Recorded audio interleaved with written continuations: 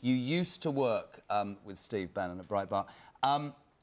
This guy has said, I am going to war with President Trump's opponents, the ones who stopped me in the White House from doing what we promised. Ultimately, though, he's going to bring the president down, isn't he?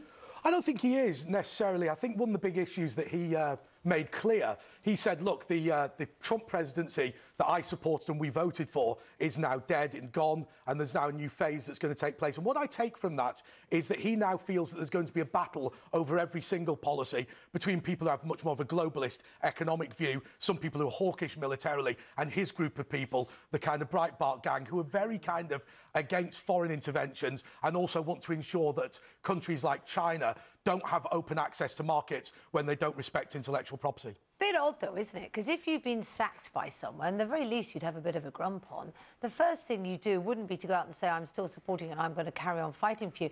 It almost feels like President Trump has said, do you know what, I've got to sack you, but I'll see you right in the long term. Well, there is some good news for Steve Bannon because he left on Friday, but on Wednesday he was meeting, the Wednesday before the sacking, he was meeting Robert Mercer, who is the biggest shareholder in Breitbart. So presumably there was some discussion. And Bannon himself is saying that he resigned on the 7th of August, and so he plans to come back. Now, what he has said is, I've got my weapon back at Breitbart, and I think he feels that it was quite hard to campaign for what he wants to campaign for within the White House, but outside it becomes easier. When you read about somebody, Steve Bannon is called all sorts of things over the weekend, you work with this guy. What's he essentially like? This man is saying, I'm going to go to Breitbart, I'm going to take on the world. What was he like as an individual? Well, when I met him, it was like Family Guy Eton Gordon Gekko. So he's quite an intimidating figure. But